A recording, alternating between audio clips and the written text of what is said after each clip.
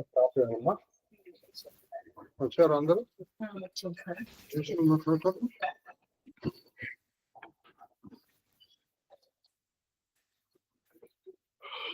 శ్రీ గురుభ్యో నమః శ్రీమాత్రే నమః శ్రీ మహాగణాధిపతయే నమః శ్రీ విష్ణురూపాయ నమః శివాయ శివాయ గురవే నమః ఓం నమః చండికాయ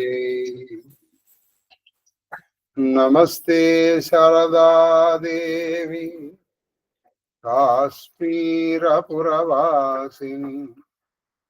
త్వామహం ప్రార్థయే నిత్యం విద్యాదానం చ దేహి మే. శ్రీకృష్ణ శరణమమ్మ, శ్రీకృష్ణ శరణమమ్మ, శ్రీకృష్ణ శరణమమ్మ. మహాదేవ మహాదేవ మహాదేవ. ఇష్టాగోష్ఠిగా సాగుతున్నటువంటి ప్రవచన ప్రవాహ త్రిపదగామినిలో 151వ రోజు ప్రవచనం రామచరితమానస. ఇవాళ కూడా సోమవారం నుంచి మనకి కాళహస్తీశ్వర మహాత్మ్యము కూడా ప్రారంభం.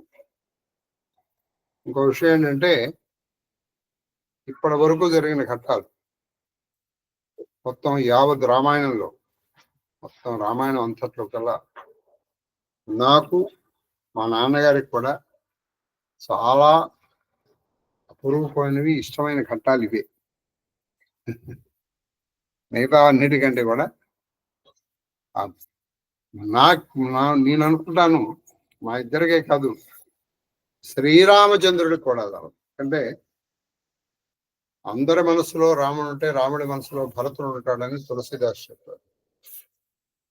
అటువంటి భరతుడి యొక్క చరిత్ర దీని తర్వాత భరతుడు నందిగామలో ఉంటాడు, ఆయన సేవ చేసుకుంటూ ఉంటాడు. అక్కడి నుంచి మళ్ళీ మన రామచరితమానస ప్రారంభం. ఎందుకంటే భరతుడు లాంటి ఆ క్యారెక్టరైజేషన్ పాత్రగా ఇందులో మనం నేర్చుకోవాల్సిన విషయాలు చాలా ఉన్నాయి, చాలా ఉన్నాయి. భరతుడిని అనుమానించని వాళ్ళు లేరు, శ్రీరామచంద్రుడు తప్ప, సీతారాముడు తప్ప. లక్ష్మణుడు కావచ్చు, భరద్వాజుడు కావచ్చు, వశిష్ఠుడు కావచ్చు, కౌసల్య కావచ్చు, ఒక్కళ్ళు ప్రజలు కావచ్చు, గుహుడు కావచ్చు. కానీ ఆయన ఎవ్వరి మీద తన కోపాన్ని కానీ ద్వేషాన్ని కానీ ప్రకటించలేదు. చివరికి వాళ్ళు కూడా భరతుడిని అనుసరించారు. కాబట్టి సహనానికి అన్ని భరించిన వాడు కాబట్టి ఆయన భరతుడు. భూదేవికి ఎంత సహనం ఉందో భరతుడికి కూడా అంతే సహనం ఉందని. కాకపోతే ఇంకోళ్ళు అనుకోండి, ఏమిటండి వాళ్ళు ఎదురు తిరుగుతారు. ఏమంటే నేనున్నాను అసలు వాళ్ళు ఇది ఏం మాట్లాడుతున్నారండి అని చెప్తుంది. కానీ ఎక్కడా కూడా ఆయన ఎదురు సమాధానం చెప్పినట్టు కనిపించింది. అంతేకాకుండా వాళ్ళు చేసిన పరీక్షలన్నిటికీ పరమ సున్నితంగా ఎదుర్కొన్నారు. పరమ సున్నితం. ఎవరైనా సరే, అది వశిష్ఠుడు కావచ్చు, కౌసల్య కావచ్చు, ఎవరికి లక్ష్మణుడు యుద్ధానికి సిద్ధపడ్డారు. అక్కడ ఆ విషయం ఆయనకి తెలుసా తెలియదా పక్కన పెట్టాను. కానీ ఓకే, రాముడికి భరతుడి కలెక్షన్ అంటే ఆంజనేయుని దగ్గరకు తీసుకుని మీరు హనుమాన్ చాలీసా చదువుతారు కదా, నువ్వు నాకు భరతుడితో సమానం అంటున్నాను, లక్ష్మణుడితో కాదు. అలానే ఆయనకి లక్ష్మణుడు అంటే ఇష్టం లేదని మీరు అనుకోకండి. లక్ష్మణుడు యుద్ధభూమిలో పడిపోతే నాయన ఈ జన్మకి అన్నదమ్ములుగా ఉండడం ఒకే జన్మ అండి, మళ్ళీ జన్మ కాదు. అందుకని వాళ్ళు తీసులాడుకోకూడదు. ఆ మధ్యలో వచ్చిన వాళ్ళు ఏవో చెప్తారు, వాళ్ళకి చెప్పే సమాధానాలు చెప్తూనే ఏకగర్భ జనులని ఎప్పుడు వదులుకోకూడదు. రాముడికి దండం పెట్టి అన్నదమ్ములతో నువ్వు కొట్లాడుతుంటే ఇంకెందుకు రామాయణం? రాముడికి దండం పెడతావు, రామాలయానికి వెళ్తావు, నీకు ఇంట్లో వాళ్ళు పాడు. అది దానికి రామాయణానికి అర్థం ఉందే? అప్పుడు నువ్వు హాయిగా వాలి ఆలయము, సుగ్రీవ ఆలయము, లేకపోతే రావణ ఆలయము పట్టుకోవాలి. నీకు వీధి పడదు. నీకు అసలు బేసిక్ మా అన్నయ్య ఇలా చేశాడు, మా తమ్ముడు ఇలా చేశాడు అడ్డుకట్టుగా. వాడు సరిగ్గా ఉంటే నువ్వెందుకు ఉంటావు? వాడు సరిగ్గా లేనప్పుడే నీ సహనాన్ని నువ్వు ప్రకటించాలి. వాడు సరిగ్గా లేనప్పుడు నువ్వు. కాబట్టి ఇది రామాయణం ఉన్నప్పుడు కనీసం నీ సైడ్ నుంచి, సరే వాడు ద్వేషించాడు, ద్వేషించలే, నువ్వు ద్వేషించమాక. కనీసం ప్రేమించినా ప్రేమించకపోయినా ద్వేషించు, అట్లీస్ట్ బీ న్యూట్రల్. ఇది సందేశం.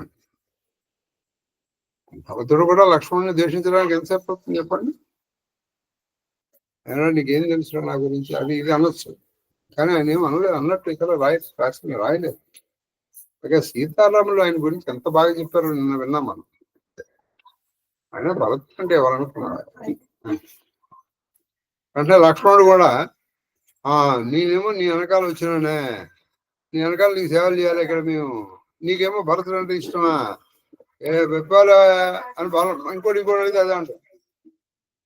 నలుగురు ఉన్నారయ్యా, అందులో ఒక ఆయన ఒక అడిగి సేవ చేస్తారు. ఈ సేవ చేసేవాడు కానీ ఇంకోటి గురించి మాట్లాడాడు, నా సేవలు మాత్రం నావే, నీ మనసులో మాత్రం ఆయన. సరేలే మరి నేను వస్తాను, నాకెందుకో నాకు ఎలాగో వనవాసం లేదు. ఆవిడ అడిగింది ఓన్లీ రాముడిని, సీతని అడగలేదు, లక్ష్మణ్ని అడగలేదు. రాముడి వనవాసం ఉంది, వీళ్ళిద్దరు వచ్చారు.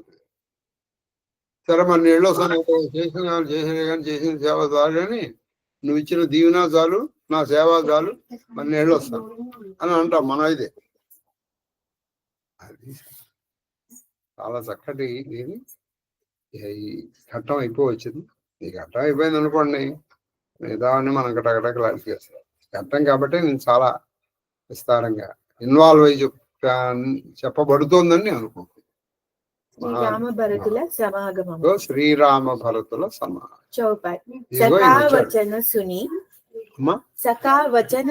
సకావచన సుని చౌపాయి కదమ్మా. ఇవాళ 7:47 ఆపేస్తాం. వెంటనే మనకి సంకష్టహర చతుర్థి వ్రత ప్రారంభం. అయ్యా రేపు ఎల్లుండి ప్రవచనం ఉండదు. మహాదేవుడి దేవల్ల రేపు పొద్దున్నే శన్యుషస్సులో బయలుదేరి నేను శిష్య సహితంగా కుటుంబ సహితంగా అరుణాచలం వెళ్తాను. అరుణగిరి ప్రదక్షిణ చేసుకుని సోమవారం నుంచి మళ్ళీ ప్రారంభం. మహాదేవ మహాదేవ మహాదేవ చెప్పమ్మా. సకావచన సుని విటపు నిహారి ఉమకే భరత విలోచన భారి కరత ప్రణామ చలే దో భాయి కహత ప్రీతి సారద సకుచాయి హర్షయి నిరఖి రామ పద అంక మానహ పారసు పాయవు రంక రజసిరధరి హియా నయనహి లావహి రఘువర మిలన సరిస సుఖ పావహి దేకి భరత గతి అకద్ అతీవ ప్రేమ మగన్ మృగ ఖగ జడ జీవలు. ఇవరికి జడములు కూడా అసలు ఆశ్చర్యపోయింది భరతుడి యొక్క గతిని చూసి. సఖి సనేహ విభస మగబూల కహి సుపంత్ సుర బర్షహి ఫూల నిరఖి సిద్ధ సాధక అనురాగే సహజ సనేహు సరాహన లాగే హోత్ నా భూతల బావు భరతుకో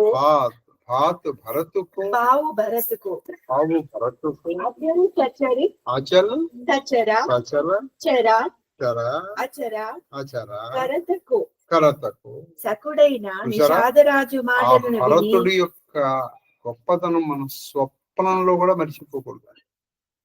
స్వప్నం కరిగిపోదు అని భరతుడు మిగిలిపోతాడు. కానీ స్వప్నం ఎలాగో మిగలదు కదా, ఈ స్వప్నం కొంతసేపు. భరతుడు ప్రేమ మాత్రం అది నిరంతరం. అది సంగతి. మనం భరతుడిని అనుమానించకూడదు, భరతుడిని అనుమానించకూడదు. అసలు ఆ ఆలోచనే మన మనసులో. అది సంగతి. మహాదేవ్ సకుడైన నిషాదరాజు మాటలను విని నిషాదరాజు మాటలు విని ఆ వటవృక్షమును కాంచి, ఆ వటవృక్షం ఏ వటవృక్షము దగ్గర నీళ్ళైతే ఈయన పర్ణశాల కట్టుకున్నారని చెప్పాడు, ఆ వటవృక్షాన్ని చూసి, ఆ వటవృక్షం చాలా గొప్పదని చెప్పాడు. కైనా ఆ వటవృక్షాన్ని చూసి భరతుడి నేత్రముల నుండి ఆనంద బాష్పములు అలా కారి సోదరులిద్దరును నమస్కరిస్తూ ఆశ్రమ సమీపానికి చేరుకున్నారు. వారి ప్రేమలను వాగ్దేవియు వర్ణింపజాలదు. ప్రేమల్ని వాగ్దేవి శారదాదేవి కూడా వర్ణించలేదు. శ్రీరామచంద్రుని పాద చిహ్నములను చూచి, శ్రీరామచంద్రుని పాద చిహ్నములు చూశాడు ఆయన. అక్కడ వెంటనే ఏం చేశారు భరతుడు, అక్కడ పడి అక్కడ ఉన్నటువంటి కొంత ధూళిని తీసుకుని తెలుసుకుని వారు నిరుపేదకు పరుషవేది లభించినంత అంటే ఒక నిరుపేద వాడికి పరుషవేది లభించు. పరుషవేది అంటే అది నీకు లభించింది అనుకోండి, అది నువ్వు ఇలా ఇనుము నీలా తాగాము కదా అంటే బంగారం అయిపోతుంది. నీకు ఎంత బంగారం కావాలంటే అంత బంగారం చేసుకో. వాడు నిరుపేద, వాడికి బంగారం దొరికింది. బంగారం కాదు, పరుషవేది దొరికింది. బంగారం దొరికింది అనుకోండి, ఒక కిలో దొరికింది అంతే, అది కిలోగానే ఉంటుంది. కానీ పరుషవేదితో నువ్వు దాన్ని నిరంతరం చేస్తావు. ఆయన పాదధూళిని కన్నులకు అద్దుకొని శిరమున దాల్చి ఆనందాన్ని అనుభవించి శిరమున దాల్చి శ్రీరామచంద్రుని తలిచినంత ఆనందమును అనుభవించండి. ఆ శ్రీరామ పాద చిహ్నముల దగ్గర ఉన్నటువంటి ధూళిని కళ్ళ కత్తుకొని శిరమును వేసేటప్పటికి శ్రీరాముని పాదములే స్వయంగా ఆయన తల మీద పెట్టుకున్న ఆనందం. భరతుని ఆ అనిర్వచనీయమైనటువంటి వనములోని పశుపక్షాదులను ప్రేమ పరవశములాయెను. ఏమి భరతుడు రా అయ్యా, ఏమి నీ భరతుడు అని చూసి అక్కడ జడములు, కలనిటి వృక్షములు, రాళ్ళు, పశువులు, పక్షులు కూడా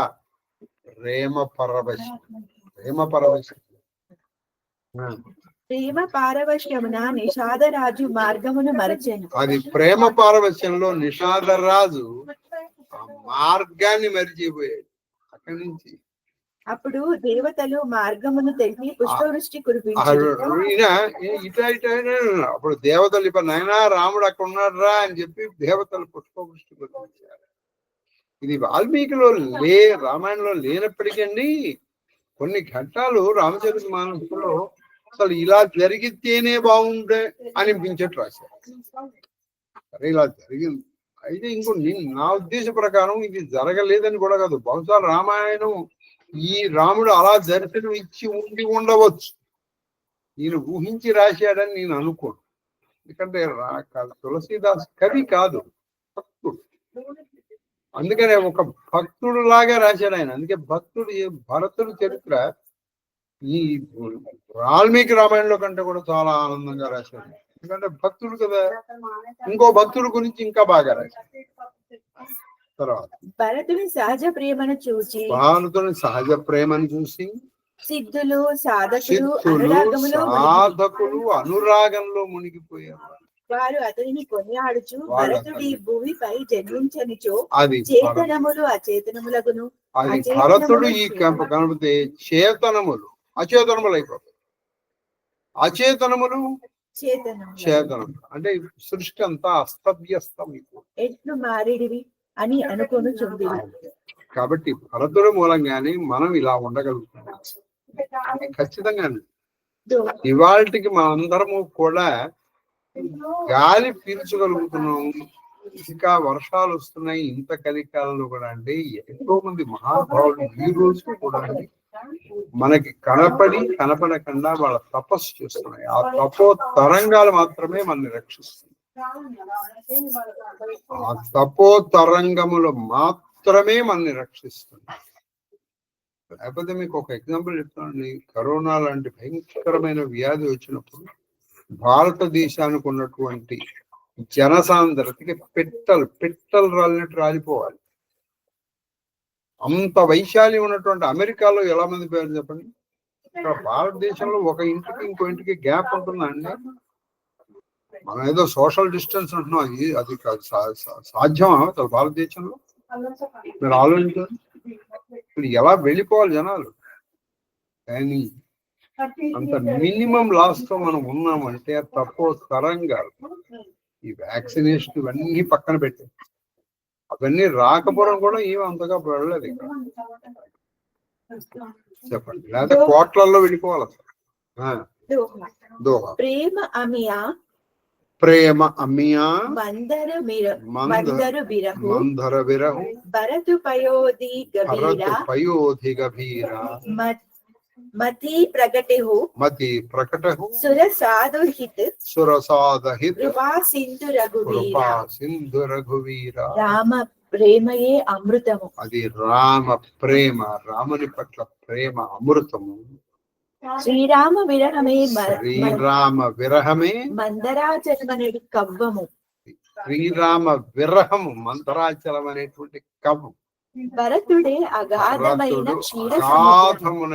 క్షీరసాగరం. కృపానిధి అయిన శ్రీరామచంద్రుడు సజ్జనులైన రామభక్తులను దేవతల హితార్థము స్వయముగా చిలికి. చాలా చక్కగా ఉంది. మీరు జాగ్రత్తగా ఉన్నారు. ఇందులో అమృతం ఎవరు? రాముడు. అంటే అమృతం బయటికి రావాలంటే ఏం చేయాలి? మందర పర్వతాన్ని చీలకాలి. కాబట్టి భరతుడు ఎవరు? మందర పర్వతం. మరి అసలు ఈ చిలకడానికి అసలు కడలి పాల కడలి ఉండాలి కదా. భరతుడు అది భరతుడు భరతుడు క్షీరసముద్రం. ఈ శ్రీరామ విరహం అనేటువంటిదే మందరాచలం. ఈ భరతుడు అనేటువంటి క్షీరసాగరంలో పాలకడలలో ఈ శ్రీరామ విరహం అనేటువంటి మందర పర్వతాన్ని బట్టి చిలికితే ఇప్పుడు బయటపడేది ఎవరంటే శ్రీరామ దర్శనం అనేటువంటి అమృతం. ఇంకో విషయం చెప్పారు. శ్రీరామ భక్తులు చెప్పమ్మా. కృపానిధైన సజ్జనులైన రామభక్తులు అనేది దేవతల హితార్థము స్వయంగా చిలికి భరతునిలో గుప్తమైన రామ ప్రేమామృతాన్ని వెలికి. ఎందుకు తీశారంటే సజ్జనులైనటువంటి శ్రీరామ భక్తుల మేలు కోరుకొని. సజ్జనులైనటువంటి శ్రీరామ పంచగా వారు ఆ ప్రేమామృతం గోలి పరవశులగుచున్నారు. వాళ్ళు ప్రేమామృతాన్ని పరమామృతం సఖా సమేత మనోహర జోట లకెవున లఖన సగన బన ఓట భరత దేఖ ప్రభు ఆశ్రమ పావన సకల సుమంగళ సదన సుహావన భరత ప్రవేశ మిటే दुख दावा जन जोगी परमारथ पावा देखे भरत लखन प्रभु आगे पूछे वचन कहत अनुरागे जटा कटि मुनि पट बादे सोनक से कर सरधनु कादे వేది పరముని వేదే పరముని సాధు సమాజు సాధు సియా సమాజ్ సహిత సియా సహిత రాజత్ రఘురాజు రాజత రఘురాజు బలకల బసన బల కల వసన జటిల తను శ్యామ జటిల తనుశ్యామ జనుముని వేష జనముని వేష హరతి కామ తీన్హరతి కామ కర కమలని కర కమలని ధను సాయకు ఫేరత్ సాయక ఫేరద జియా కీ జరని జియా కీ జరణి హరత హంసి హేరత హరత హంసి హేరత దట్టమైన వనఛాయలో నిషాదరాజుతో ఆ కూడి దట్టమైన వనఛాయల్లో నిషాదరాజుతో కలిసి భరత శత్రుఘ్నులను లక్ష్మణుడు భారత చూడజాలకపోయాడు. శత్రుఘ్నులు లక్ష్మణుడు చూడలేకపోయాడు. కానీ భరతుడు మాత్రం సమస్త శుభములకును ఆకారమైన భరతుడు మాత్రము సమస్త శుభములకు ఆకారమైనటువంటి ఆ శ్రీరామ చంద్రుని సుందర పవిత్రాశ్రమమును చూడగలిగాడు. ఆయన చూడగలిగాడు. భరతుడు ఆశ్రమంలో ప్రవేశింపగానే అతని భరతుడు దుఃఖ ఆశ్రమంలో తాపము చల్లారెను. ప్రవేశించగానే దుఃఖ తాపము ఆయన చాలెను. దుఃఖము తాపము చల్లారి. యోగికి పరమాత్ముడు లభించినంతగా ఎంతగా అతడు అంటే ఈయన ఆనందించెను. భక్తుడు కాబట్టి ఈ ఎగ్జాంపుల్ రాగారు. ఒక యోగికి పరమాత్ముడు లభించినట్టు అంటే స్వస్వరూప దర్శనం అయిపోయింది. స్వస్వరూప దర్శనం అయిపోయినంత ఆనందంగా ఉన్నాడు.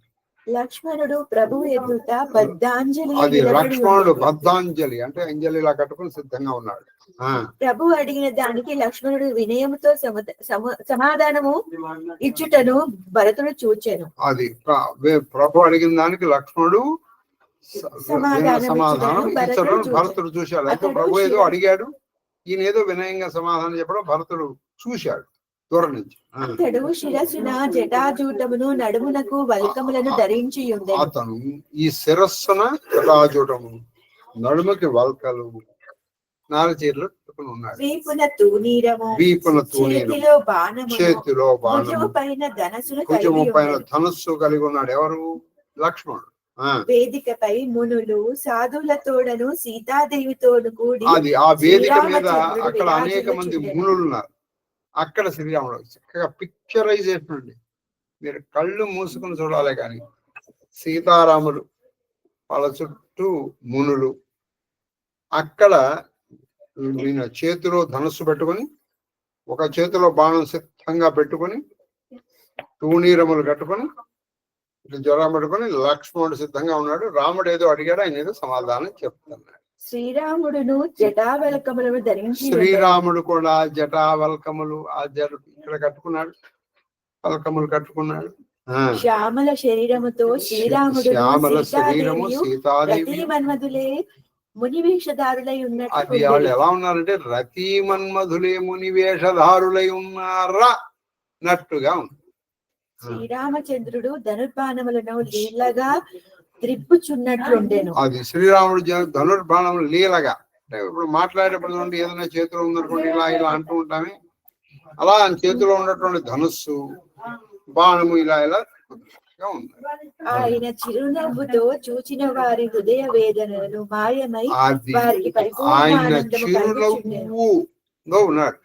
అది చూసేటప్పటికి హృదయ తాపములతో హృదయ వేదనతో ఉన్నటువంటి వాళ్ళ వేదన తాపములు అన్ని కూడా తాపత్రయాగ్ని సంతప్త సమాహ్లాదన చంద్రిక. లసతు మంజు లసతు మంజు ముని మండలి మధ్య సియా రఘుచందు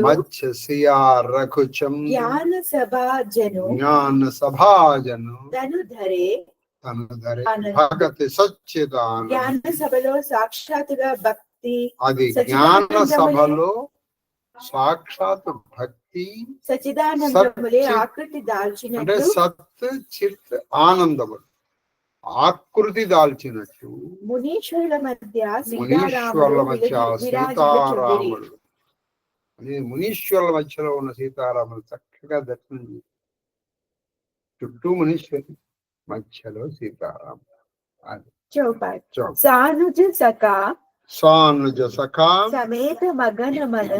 సమేత మగనుమను విసరే హర్ష శోక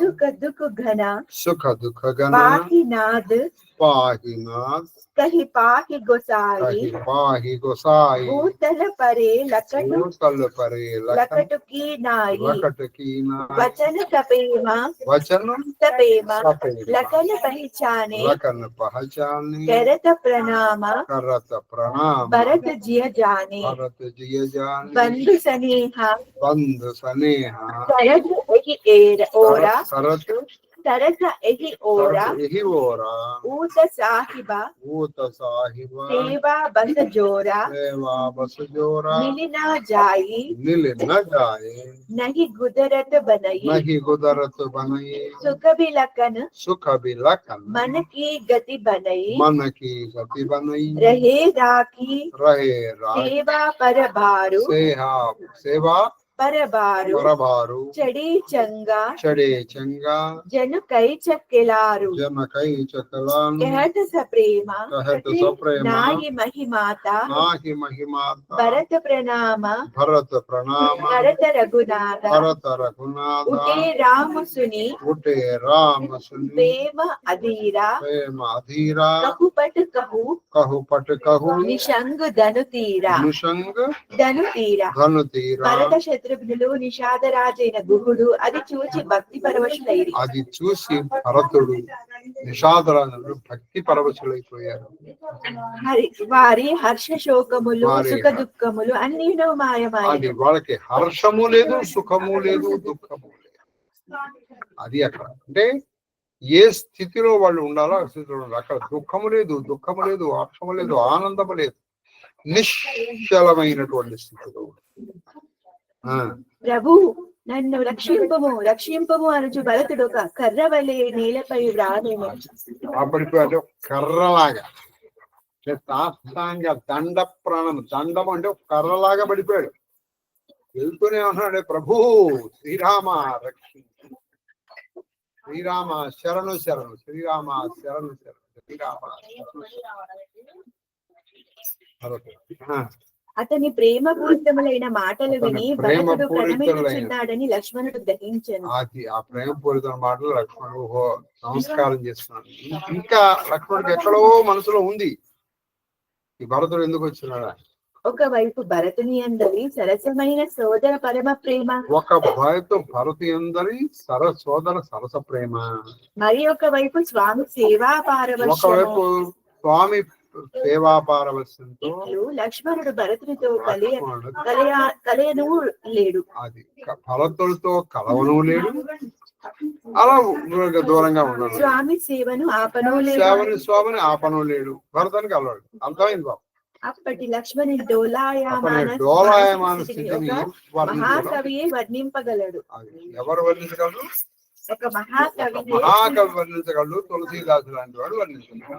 ఆకాశంలో పైకెగిరిన గాలిపటమును వెనుకకు లాగినట్లు, ఆకాశంలో పైకెగిరినటువంటి గాలిపటాన్ని వెనక్కి లాగినట్లు భరతుని వైపు మొగ్గిన తన మనోవృత్తిని వెనుకకు లాగి, భరతుని వైపు మొగ్గిన తన మనోవృత్తిని లాగి లక్ష్మణుడు దానిని శ్రీరామ అయితే నేను భరతుని వైపు మనసు లాగింది. వెంటనే అతడు తలను నేల కానించి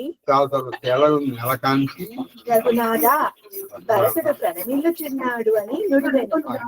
నేల కాంచి, అయ్యా రఘునాథ, అయ్యా శ్రీరామచంద్ర, భరతుడు నమస్కారం చేస్తున్నావు అన్నయ్య.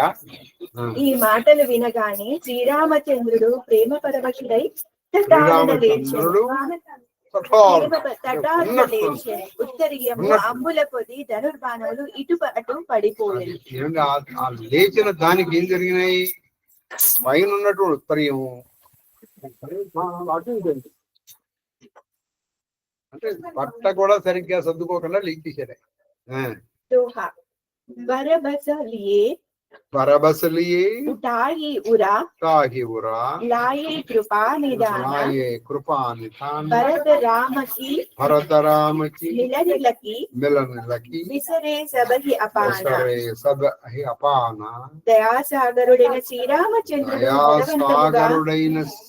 శ్రీరామచంద్రుడు బలవంతంగా భరతుని లేవనెత్తి హృదయమునకు హత్తుకొని బలవంతంగా లేపాడు. శ్రీరామ భరతుల శ్రీరామ మరిచిపోతుంది. వాళ్ళిద్దరు హత్తుకున్నాడు. ఆ హత్తుకున్న దర్శనాన్ని చూసి అందరూ ఆనందపరవశులయ్యారు. చూపాయి ఇంకా కాలేపాటు టైం అయిపోలా ఇదొక చెప్పండి. ఎంత టైం ఎంత మరి 5 నిమిషాలు కాదు. అమ్మా రెడీగా ఉన్నారా?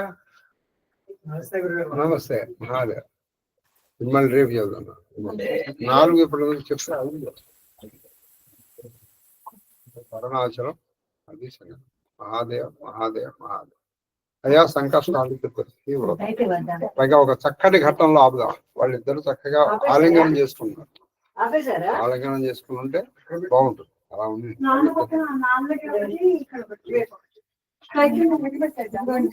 సైకిల్ అనుకున్నా ఈ బల్ల కూడా బయట పెడతారా విశ్వామిత్ర బల్ల మీద బయట పెడతారు అన్నా. అయిగా మనం ఈ హోమగుండం తెచ్చుకునే వాళ్ళం కానీ